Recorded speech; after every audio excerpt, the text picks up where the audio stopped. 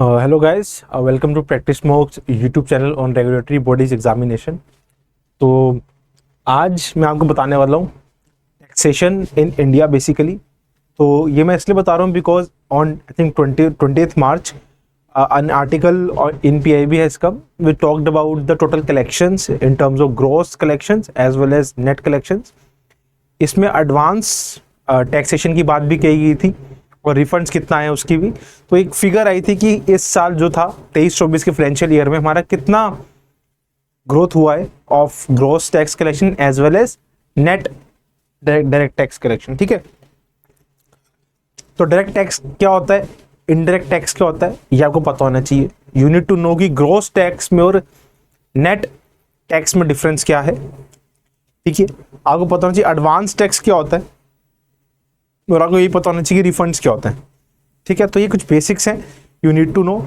इसके अलावा I will talk about कि टाइप ऑफ टैक्सेस, ठीक है, क्लासिफिकेशन किस बेसिस पे की गई है, what are progressive taxes, what are regressive taxes, ठीक है, that we will talk about. इसके अलावा हम बात करेंगे जीएसटी की। ठीक है, तो बड़ा ही ब्रीफ लेक्चर रहने वाला है, थोड़ा कॉन्सेप्चुअल रहने वाला है और स्टैटिक रहने वाला है, तो ध्यान से सुनिएगा। तो ये डेटा आया था कि हमारी इंडिया में ग्रोस डायरेक्ट टैक्स कलेक्शन बढ़ी है 18.4% शायद से, हाँ 18.74% से बढ़ी है in this financial year 23-24 as compared to the previous financial year 22-23। ठीक है, this one thing. And net direct taxes की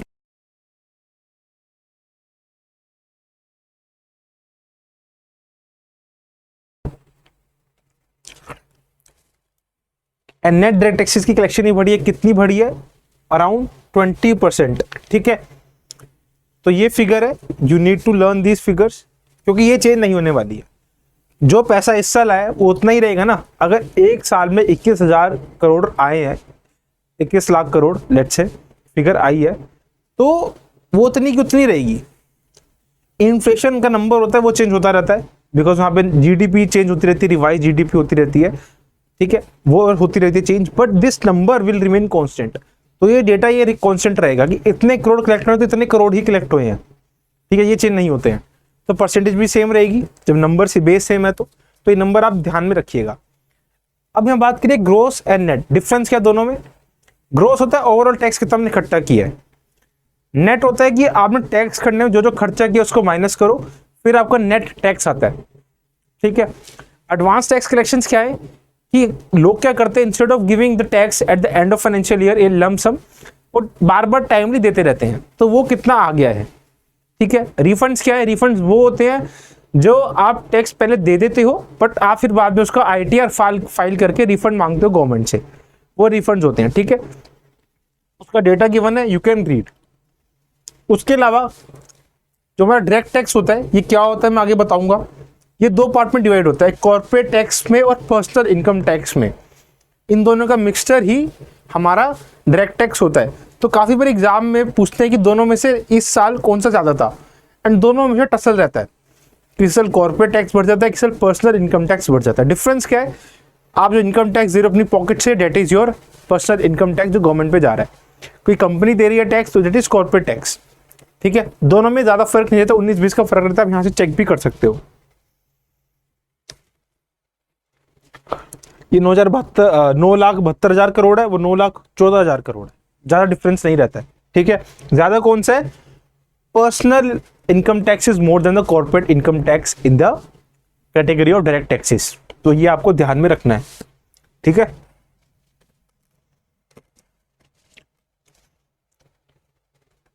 अब मैं स्ट्रक्चर की बात करता हूं, उससे पहले क्लासिफिकेशन की। तो क्लासिफिकेशन में क्या होता है, there are progressive taxes, there proportional taxes and there regressive taxes. Difference क्या है, प्रोग्रेसिव मतलब वो टैक्स जो बंदे की इनकम के साथ साथ बढ़ रहा है, लाइक इनकम टैक्स। जैसे जैसे आपके पैसे बढ़ रहे हैं, rich should pay more because he is capable to pay more, poor should pay less because he is not capable to pay. ठीक है, तो जैसे जैसे इनकम बढ़ रही है देन जैसे परसेंटेज ऑफ टैक्सेबल इनकम भी बढ़ती है। ठीक है, 5% है, फिर 10% है, 20, फिर 30, फिर सरचार्ज भी लगता है। सरचार्ज क्या होता है, सरचार्ज ये टैक्स ऑन टैक्स। ठीक है, वो सरचार्ज होता है। अब इसके अलावा होता है हमारा प्रोपोर्शनल टैक्स।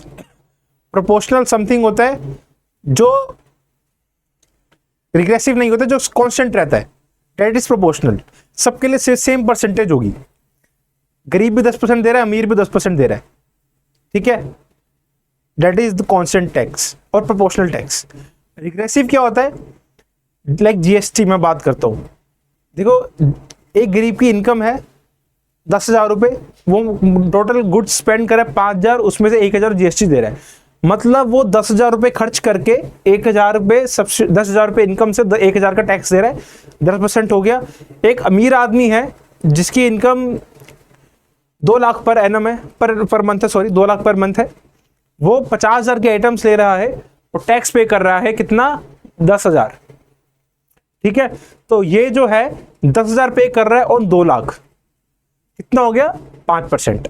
तो रिग्रेसिव हो गया ना, कि गरीब ज्यादा परसेंटेज पे कर रहा है जीएसटी के दौरान, बट अमीर जो है 5% पे कर रहा है अपनी इनकम का, बेस इनकम है यहाँ पे, तो ये रिग्रेसिव टैक्स हो गया, ठीक है। फिर आता है हमारा specific and ad valorem.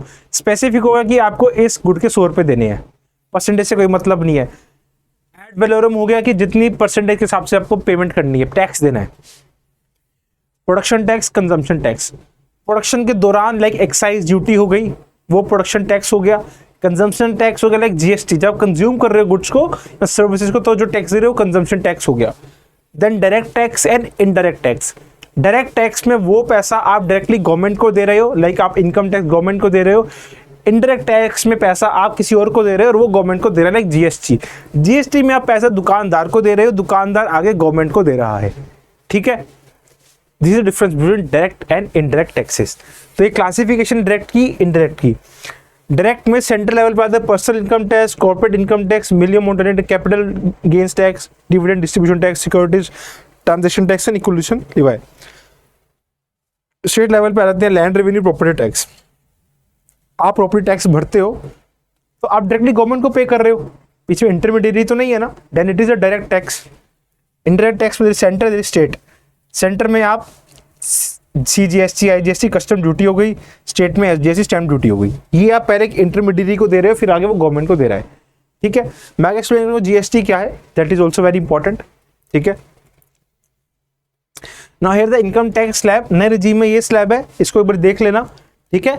So this are the taxable income, taxable income होती है ये, ठीक है।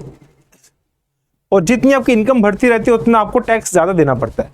लेट्स से किसी की इनकम 9 लाख रुपए है, तो उसके 3 लाख तक पे तो कुछ नहीं लगेगा, बाकी 6 लाख पे लगेगा। 6 लाख में से भी पहले 3 लाख में उसका 5% लगेगा, जो उसको रिबेट के तौर पे मिल सकता है। मतलब अगर उसने section 87A of the income tax act के अंदर कुछ चीजें कर रखी हैं, तो वो गवर्नमेंट से रिबेट ले सकता है, उसको रिफंड भी कहा जाता है, ठीक है, वो ले सकता है, ठीक है। वो 5% टैक्स है, तो 3 पे 5 कितना, 15,000 रुपये टैक्स को यहाँ देना पड़ेगा, जो वो रिबेट के थ्रू ले सकता है अंडर सेक्शन 87A।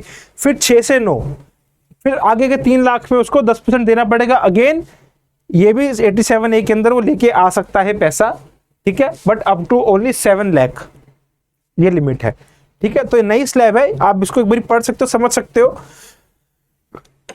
ठीक है। टैक्सेशन कैसे होती है, आई होप वो क्लियर हो गया हो। नई स्लैब है, पुरानी स्लैब थी। अब बात करते हैं हम डायरेक्ट टैक्सेस की। डायरेक्ट टैक्सेस होते हैं पर्सनल इनकम टैक्स, जो खुद आप अपनी जेब से गवर्नमेंट को देते हो, जो मैंने इससे पहले बात करी। कॉर्पोरेट इनकम टैक्स होगा, जो कॉर्पोरेट वाले देते हैं।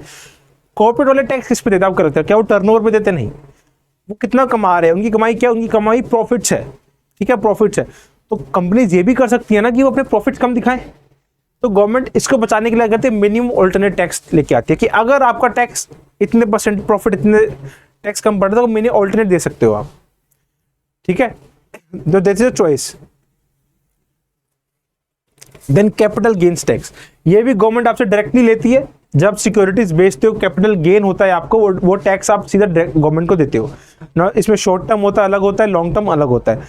जनरली लॉन्ग टर्म एक या 2-3 साल से ज्यादा का लॉन्ग टर्म माना जाता है, अलग अलग सिक्योरिटीज में अलग इसका वो रहता है, long term and short term को। But this capital gain tax, ये भी क्या kind of a direct tax है। देन आता है डिविडेंड डिस्ट्रीब्यूशन टैक्स। तो जब डिविडेंड पे करती है ना कंपनीज, तो उसी टाइम ही वो पैसा डायरेक्टली गवर्नमेंट पे चले जाता है, डिविडेंड डिस्ट्रीब्यूशन के टाइम पे ही। That is also direct tax, बीच में कोई नहीं है, डायरेक्टली पैसा गवर्नमेंट पे जा रहा है। Then securities transaction tax, this is also kind of a direct tax, जो सिक्योरिटीज की ट्रांजेक्शन के द्वारा जब शेयर्स खरीदते हो, इक्विटीज में पार्टिसिपेट करते हो, तो आपको पे करना पड़ता है to the government of India directly. ठीक है, so these are the example of direct taxes. ठीक है, see there is not a scope कि मैं हर एक को ब्रीफ में एक्सप्लेन करूं, क्योंकि पूरा कॉर्पोरेट इनकम टैक्स समझाने में ही मेरे को बहुत टाइम लग जाएगा। बट मैं आपको बता रहा हूँ कि ये डायरेक्ट टैक्स, इसमें कॉन्सेप्चुअली का डिफरेंस होता है। जब पैसा डायरेक्टली गवर्नमेंट को दे रहे हो तो वो डायरेक्ट है, डायरेक्ट वे में दिया जा रहा है। बट जब इनडायरेक्ट में जीएसटी के थ्रू किसी और के थ्रू दे रहे हो तो वो इनडायरेक्ट टैक्स हो गया। फिर आता हमारा इनडायरेक्ट टैक्स, सबसे बड़ा टैक्स जीएसटी। जीएसटी के गुड्स एंड सर्विसेज टैक्स, ये है क्या? ये कंजम्पशन पे दिया जाता है और एंड यूजर देता है। ये कंजम्पशन बेस्ड मॉडल रहता है। एग्जाम्पल के तौर पर समझे, एक मैन्युफैक्चरर है, ठीक है, एक मैन्युफैक्चरर है, उसने गुड्स प्रोड्यूस करे, उसने आगे होलसेलर को बेचे। ठीक है, अब गवर्नमेंट को क्या पता कि होलसेलर फाइनल है या अभी इंटरमीडिएरी, हमें नहीं पता। तो हम वहां से टैक्स क्या करेंगे, लेंगे। मैं एक मैकेनिज्म समझाता हूं। ठीक है, मैन्युफैक्चरर है ये एम, ये होलसेलर है, ये रिटेलर है। ठीक है, वो गुड्स इसको बेचेगा, ठीक है, कुछ पर्टिकुलर अमाउंट में, ये इसको देगा। ठीक है, अब गवर्नमेंट क्या करती है कि हमें एक तो मल्टीप्लिकेशन नहीं चाहिए। मल्टीप्लिकेशन में क्या होता है कि टैक्स ऑन टैक्स हो जाता है। ठीक है, फॉर एग्जांपल यहां पे उसने 100 रुपए का आइटम बेचे इसको और 5% जीएसटी भी लिया, तो 105 हो गया प्लस 5। ठीक है, 105, इसके लिए 105 का पड़ा, ये इसने 105 पे 10 रुपए काम किया, टोटल हो 115। वो 115 में फिर आगे 5% जीएसटी लेगा रिटेलर से, फिर 115 पे 5% हो जाएगा। 115 का 5% कितना होगा? अराउंड हमारा कितना हो जाएगा? आई थिंक अराउंड 6 लगा लो। ठीक है, 6 के करीब आ गई रकम। ठीक है, 6 के करीब आ गई, तो 121 हो गया। रिटेलर को 121 पे पड़ा है, रिटेलर अपने 10 रुपए का मार्जिन जोड़ेगा, 131 हो गया, फिर 5% उस पर लगाएगा, तो 6.5 कितना हो गया? 137.5 समथिंग। ठीक है, अब सोचो, इसने 100 रुपए का काम किया, इसने 10 रुपए का काम किया, इसने 10 रुपए का काम किया, और 5% जीएसटी लगना चाहिए था। यानी 100 जमा 10 जमा 10, 120 से 5%, 126 रुपए कॉस्ट आनी चाहिए थी फाइनल गुड की। आ कितनी रही है? 137.5। इसका नुकसान किसको हो रहा है? नुकसान हो रहा है सबको ही, क्योंकि कॉस्ट बढ़ रही है प्रोडक्ट की। तो ये चीज ना हो तो जीएसटी एक चीज इंट्रोड्यूस करता है, जीएसटी क्रेडिट। तो गवर्नमेंट क्या करेगी, ये 5 रुपए इससे जीएसटी में ना लगाए तो पहले ही इसको 5 रुपए का क्रेडिट दे देगी, जीएसटी क्रेडिट। ठीक है, इस पर जीएसटी क्रेडिट लाएगा तो इस पर नहीं लगाएगा। ठीक है, और जब इसको यहां से मिलेगा ये फिर से रिटर्न कर देगा। तो जीएसटी क्रेडिट का यूज करते हुए जो ये एक्स्ट्रा पैसा जा रहा है ना, ये नहीं जाता है, ये कम हो जाता है। ठीक है, तो ये फायदा रहता है किसका? जीएसटी क्रेडिट्स का। और जीएसटी क्या है? ये एंड यूजर पे लगता है, जो एंड कंजम्पशन ले रहा है। ठीक है, फॉर एग्जांपल गुड्स गुजरात में मैन्युफैक्चर हो रहे हैं बट बिग दिल्ली में रहे हैं, तो जीएसटी कलेक्ट कहां पे होगा? दिल्ली में होगा। ठीक है, कोई गुड्स चेन्नई में बन रहे हैं बट महाराष्ट्र में बिक रहे हैं, तो चेन्नई को उसमें कोई जीएसटी नहीं मिलेगा। जीएसटी किसको मिलेगा? जब कंज्यूम हो रहा है महाराष्ट्र के अंदर स्टेट जीएसटी जाएगा, बाकी सेंटर को जीएसटी जा रहा है। ठीक है, तो दो कंपोनेंट्स होते हैं, CGST and SGST and there is IGST also. ठीक है, आई होप आपको चीजें क्लियर हो गई हूं। तो ये एक ब्रीफ था कि कैसे टैक्सेशन सिस्टम इंडिया में चल रहा है। ओवरऑल मैंने थोड़ी बहुत चीजें बताई थी।